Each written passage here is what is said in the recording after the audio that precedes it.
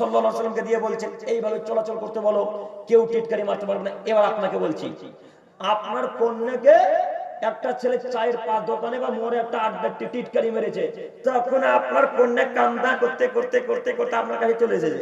তখন কান্না করতে করতে যে কি বেটি কি হলো, না তো আব্বু এই ব্যাপার, অমুক গ্রামের ওই ছেলেটা আমাকে এইভাবে টিটকারি মেরেছে, তখন আপনার রাগ একবার মাথার উপর উঠে গেছে। মনে হচ্ছে যেন আপনি তাকে কেটে ফেলে দিবেন, হত্যা করে দিবেন। বেটা আমার বেটিকে টিটকারি মারো, তুমি তোমাকে শেষ করে দেবো। ও কাপুরুষ সন্তান, কাপুরুষ মানুষ আপনি। খারাপ এখন লাগলো কেন? খারাপ এখন লাগলো কেন? এই ছেলেটা টিটকারি মেরেছে কার জন্য বলেন তো দেখে? ওর বাপের জন্য। এই ছেলেটা টিটকারি মারার সুযোগ পেল কার জন্য? ওর বাপের জন্য। বাপ যদি বলতো আম্মু বিনা মাথায় কাপড় দিয়ে বিনা বোরখায় যেছ আম্মু, দমন ভেঙে দেবো একেবারে, যাও আম্মু বোরখা পরে বেরাও, এই বাক্য যদি বললে বের হতো, যদি বলতো তার মেয়েকে, তাহলে ওর মেয়ে কোনোদিন জিন্স প্যান্ট পরে বেড়ার সুযোগ পেত? তাহলে কেন ওকে টিটকারি মারবে না? টিটকারি মারবে এটাই সাধারণ, এটাই নীতি। টিটকারি মারবে এটাই ঠিক। আপনার কন্যাকে টিটকারি মারতে খারাপ লাগলো, আপনাকে খারাপ লাগা উচিত আগেই ছিল। আগেই বলা উচিত ছিল আম্মু এভাবে চলাচল করিও না, আম্মু তুমি যাও সুন্দর পোশাক আশাক পরে বের হয়ে আসো। আম্মু তোমাকে বলে যে আম্মু তুমি বোরখা পরে চলাচল করিও। সম্মানিত দিনী ভাই একটু আমার দিকে তাকান, সম্মানিত দিনী ভাই একটু আমার দিকে তাকান। মায়ের জন্য আর নিজের স্ত্রীর জন্য বোরখা কিনা ফরজ আপনার জন্য। সালাত যেমন আপনার ফরজ, 5 ওয়াক্ত সালাত আদায় করা যেমন ফরজ, তেমনি বোরখা কেন আপনার স্ত্রীর জন্য ফরজ। রমজান মাসে সিয়াম আদায় করা যেমন ফরজ, তেমনি আপনার কন্যার জন্য, আপনার মেয়ের জন্য, আপনার মায়ের জন্য বোরখা কেন ঠিক তেমনি ফরজ। কেন বোরখা কেনা যায় না? 24,000 টাকা দামের মোবাইল পকেটে থাকতে পারে, 1500 টাকা দামের একটা বোরখা বাড়িতে থাকতে পারে না? 2400 টাকা দামের একটা 24,000 টাকা দামের একটা অ্যান্ড্রয়েড ফোন থাকতে পারে, 1500 টাকা দামের একটা বোরখা বাড়িতে থাকতে পারে না কেন? শোনো যুবক, তোমাকে এবার একটা জরুরি কথা বলে যাচ্ছি। বোরখা কালকে সকাল হতে হতে কেনা লাগবে ইনশাআল্লাহ। মায়ের জন্য, নিজের স্ত্রীর জন্য, নিজের কন্যার জন্য, যে কন্যাটা আপনার কলেজ বিশ্ববিদ্যালয়ে পড়ছে, স্কুলে এইচএস মাধ্যমিকে যারা পড়াশোনা করছে, এদের জন্য বোরখা কিনা ওয়াজিব ফরজ। এদেরকে কাল সকাল হতে বোরখা কিনে দিতে হবে। হবে ইনশাআল্লাহ? হবে কি? দিতে হবে যে কোনো মূল্যে। আর যদি মনে করেন আব্দুল করিম ভাই টাকা নেই, কি করে বোরখা কিনবো, এখন বলেন আব্দুল করিম ভাইকে এই দেখেন টাকা আছে, এখনই দিয়ে দেবো ইনশাআল্লাহ। এই যে এখন কেউ একজন এসে বলেন যে 1500 টাকা দেন বোরখা কিনবো, টাকা নাই, এখন ইনশাআল্লাহ দিয়ে দেবো, ধার নেবো না, এমনি দিয়ে দেবো ইনশাআল্লাহ। আর যদি করিমের কাছে চাই, আব্দুল করিমের কাছে টাকা চাইতে, ধার চাইতে লজ্জা লাগে, তো বাপ বেটা মিলে ভিক্ষা করিও কালকে। বাপ বেটা কাল থেকে ভিক্ষা করতে বসিও। বাপ বেটা বহরমপুর বাজারে ভিক্ষা করবে, অনেক টাকা দিবে, হাজার হাজার লোকে। আব্দুল করিম ভাই বহরমপুরের মানুষ চিনতে পারবে যে? তো বহরমপুরের মানুষ যদি চিনতে পারার ভয় থাকে, তাহলে শিয়ালদার হাওড়া চলে যেও, কেউ চিনতে পারবে না। হাজার হাজার লোক, লক্ষ লক্ষ লোক, কেউ চিনতে পারবে না। এই ভিক্ষা করতে বসবে শিয়ালদা বাজারে, শিয়ালদা স্টেশনে ভিক্ষা করে করে করে করে করে করে করে মায়ের জন্য 1500, মেয়ের জন্য 1500, নিজের বউয়ের জন্য 1500, 3-15 4500 টাকা যেদিন হবে সেদিন বাপ বেটা ফেরত এসে দিয়ে আসার পথে বহরমপুর স্টেশনে নামবা, বহরমপুর স্টেশনে নেমে বোরখা কিনে তারপরে মালকপুর রাতে প্রবেশ করি। হবে না ইনশাআল্লাহ কেনা বোরখা? ভিক্ষা করতে যদি লজ্জা লাগে, তাহলে আপনি কি দিয়ে বোরখা কিনবেন? বন্ধন লোন দিয়ে কিনবেন। চাচা কিন্তু ভালোই মজাক লোক আছে, ভালো না? ঠিক, বন্ধন লোন দিয়ে বোরখা কেনা যাবে না। ভালোই বললেন কথা, আপনি বললেন বলে কথাটা মনে পড়লো। বন্ধন লোন নিয়ে বোরখা কেনা যাবে না, বন্ধন নেওয়া হারাম, বিনা বোরখাতে চলাও হারাম। তাহলে বিনা বোরখাতে বাড়িতে রাখেন, যেদিন টাকা হবে সেদিন বোরখা কিনেন বা ধার চেয়ে বোরখা কিনেন। বোঝা যায়নি? তবে এমন কোন পরিবার আছে আমার মনে হয় না যে 1500 টাকা বাড়িতে না, তাই না গো? সম্মানিত ভাই, যদি খারাপ লাগে তো বোরখা কিনবে না, যদি খারাপ না লাগে, যদি মনে করেন যে না কি বোরখা কিনবো, সবার মেয়ে তো এইভাবে চলছে, চলো তাহলে ছেড়ে দেন, কিছু করার না। তবে একটা কথা মাথায় রাখবেন, যদি আপনার কন্যা এইভাবে বিনা বোরখাতে, বিনা এই হিজাবে এইভাবে যদি চলাচল করে, তো আপনি যতই ইবাদতকারী বান্দা হন না কেন, যতই তাহাজ্জুদ গুজারে বান্দা হন না কেন, আপনার জান্নাত হবে না। প্রমাণ আছে আব্দুল করিম ভাই? আব্দুল করিম ভাই প্রমাণ আছে কি? জি, প্রমাণ আছে বলে তো বলছি। দেখবেন প্রমাণ, দেখবেন প্রমাণ একটু দেখেন, আপনাকে প্রমাণ দেখাচ্ছি। সম্মানিত দিনী ভাইরা আপনারা তাকান।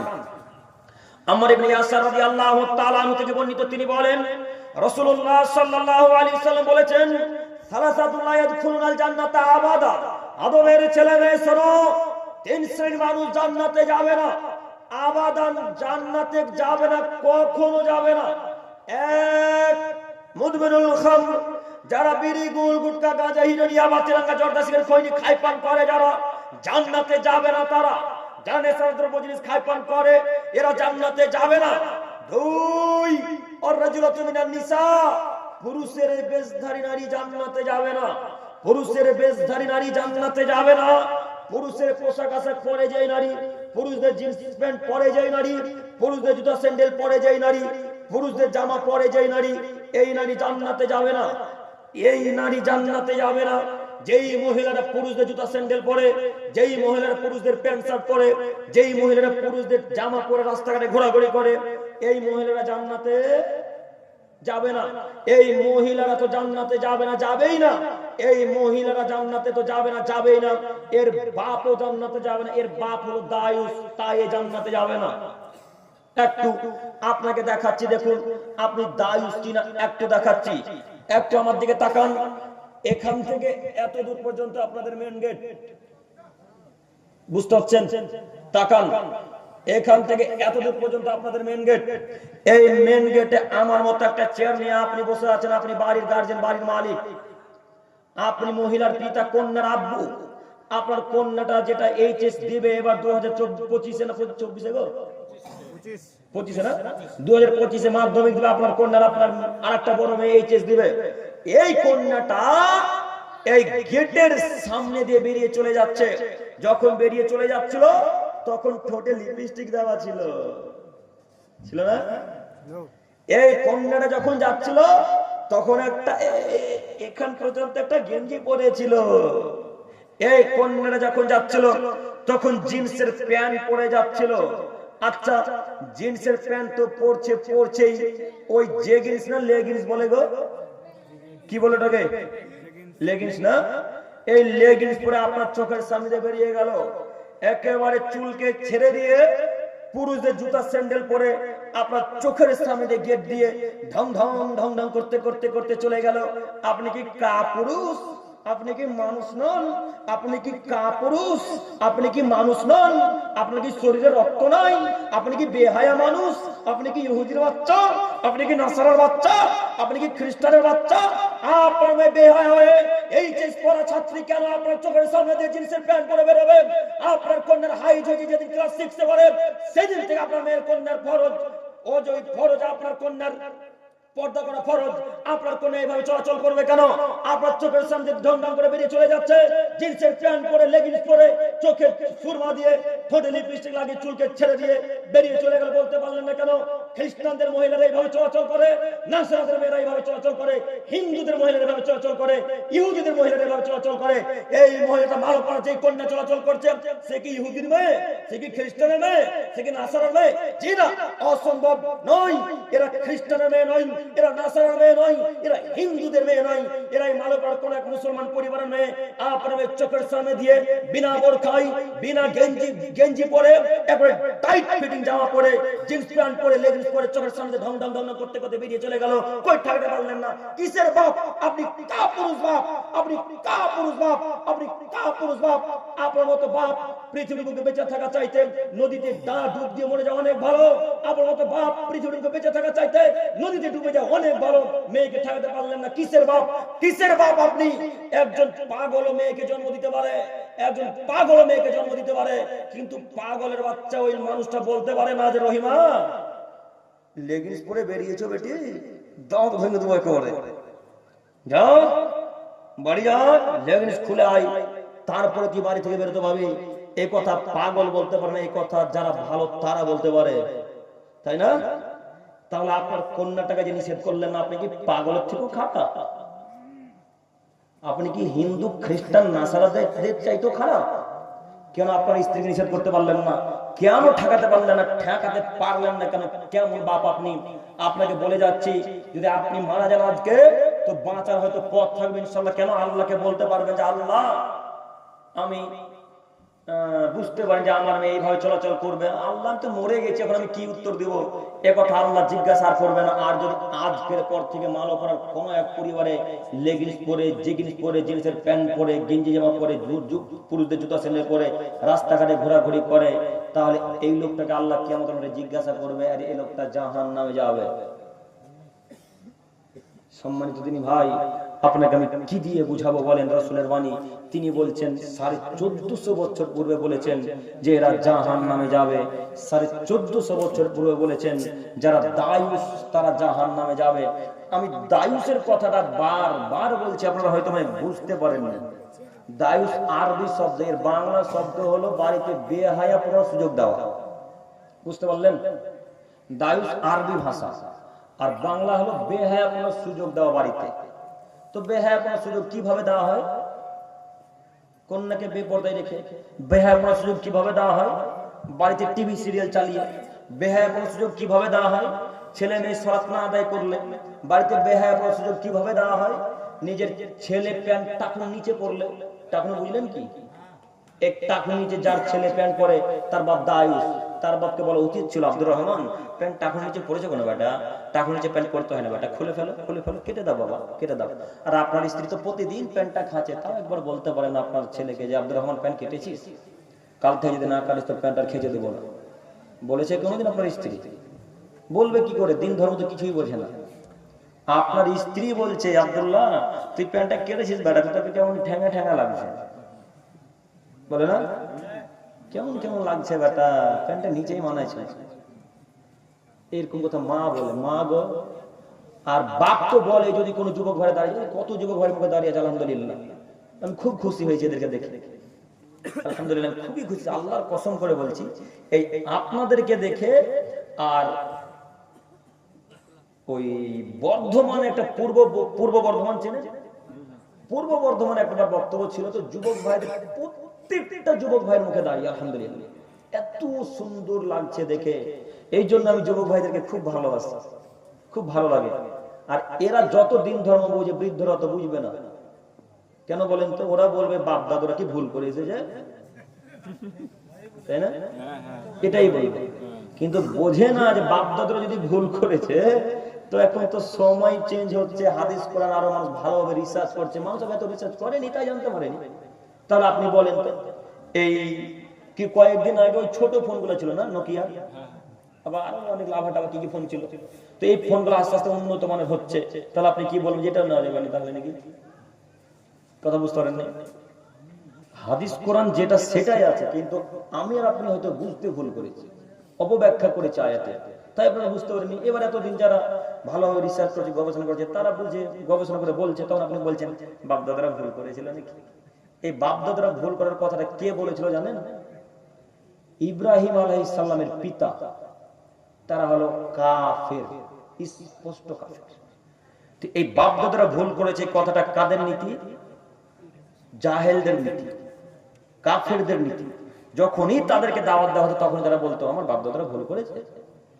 আল্লাহ নবী ইব্রাহিম আলাইহিস সালাম তার বাপকে দাওয়াত দিল যে আব্বু এইভাবে মূর্তির পূজা করছেন কেন? মূর্তির পূজা তো করা যায় না, একমাত্র আল্লাহর ইবাদত করা লাগবে। তো ইব্রাহিম আলাইহিস সালামের পিতার নাম কি বলেন তো দেখি? আজার, জাযাকাল্লাহু খাইরান।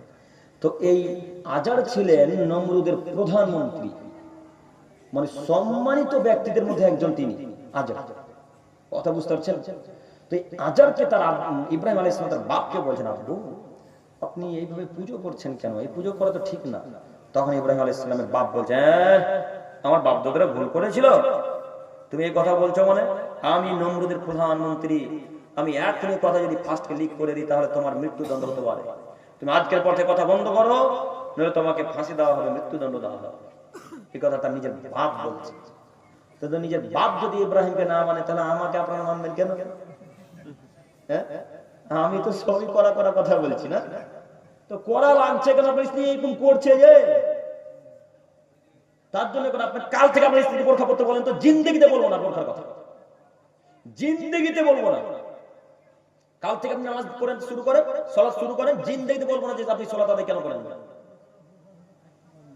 এবার আপনাকে বলছি দাড়ির কথাটা উঠেছিল, এই যে যুবক ভাইরা দাড়ি ছেড়েছে আলহামদুলিল্লাহ, তো এই যুবক ভাইরা কিছু কিছু মুসল্লিদের কারণে, কিছু কিছু গ্রামের মানুষদের কারণে, নিজের মায়েদের কারণে দাড়ি রাখতে পারে না। বলছে এত ছোটতে দাড়ি ছেড়ে দিবি, হ্যাঁ কেমন কেমন লাগছে, নোংরা নোংরা লাগছে রে, দাড়ি না ছেড়ে তো ভালো লাগছিল, কেটে দে।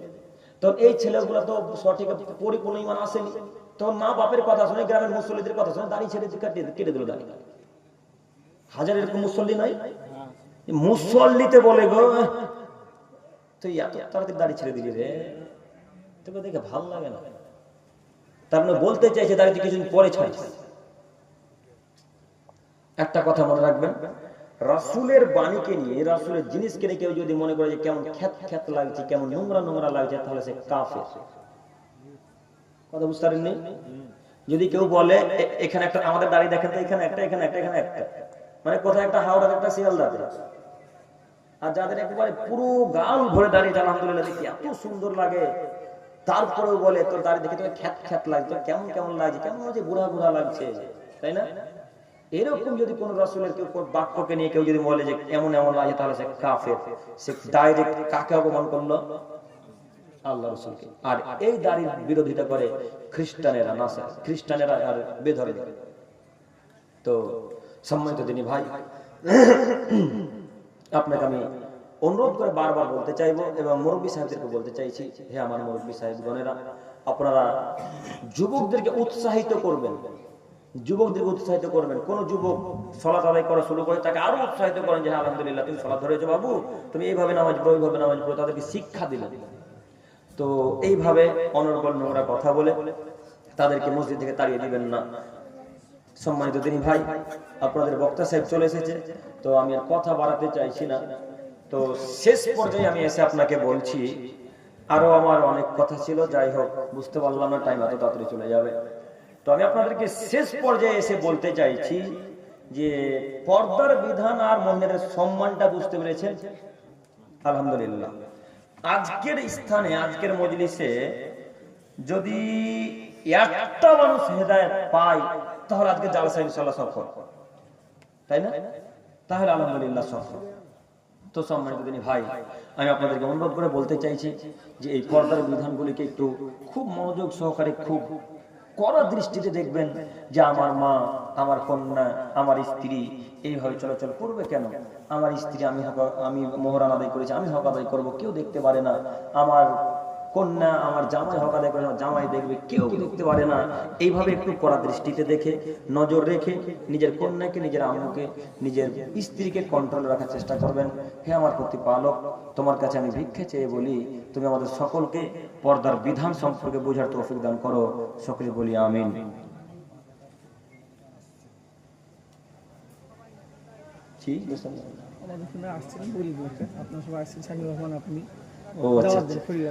আপনাদের খলিলাবাদ পাশেই গ্রাম নাকি? আপনাদের পাশেই গ্রাম খলিলাবাদ। আপনাদের ভালো ভালো বক্তারা আসছেন। যিনি কিছুক্ষণ আগে বক্তব্য রাখছিলেন, প্রথম বক্তা, অর্থাৎ যিনি প্রথম বক্তব্য রাখছিলেন সাইনুর রহমান ভাই, উনি আছেন, আরো অনেকেই আছেন, আমিও থাকবো আশাবাদী ইনশাল্লাহ। তো আপনাদের সকলকে দাওয়াত দিচ্ছেন হাফেজ ভাই, আপনারা সকলে দাওয়াত গ্রহণ করবেন, যেমন 12 ডিসেম্বর। তো আমি বলতে চাইছিলাম, পরিশেষে দোয়া করি, হে প্রভু দয়াময়, তুমি আমাদের সকলকে তোমার রাসূলের দেওয়া পদ্ধতিতে চলার তৌফিক দান করো। সকলে বলি আমিন। পরিশেষে দোয়া করি, হে প্রভু দয়াময়, আমরা যারা এখন পর্যন্ত পর্দার বিধানটা বুঝতে পারিনি, আল্লাহ তুমি আমাদের সকলকে পর্দার বিধানটাকে বোঝার তৌফিক দান করো। সকলে বলি আমিন। পরিশেষে দোয়া করি, হে প্রভু দয়াময়, আমরা যারা এখন পর্যন্ত সালাত আদায় করতে পারি না, মাবুদ তুমি আমাদের সকলকে 5 ওয়াক্ত সালাত আদায় করার তৌফিক দান করো। সকলে বলি আমিন। এখান থেকে আলোচনা শেষ করলাম। আসসালামু আলাইকুম ওয়া রাহমাতুল্লাহি ওয়া বারাকাতুহু। ওয়া আলাইকুম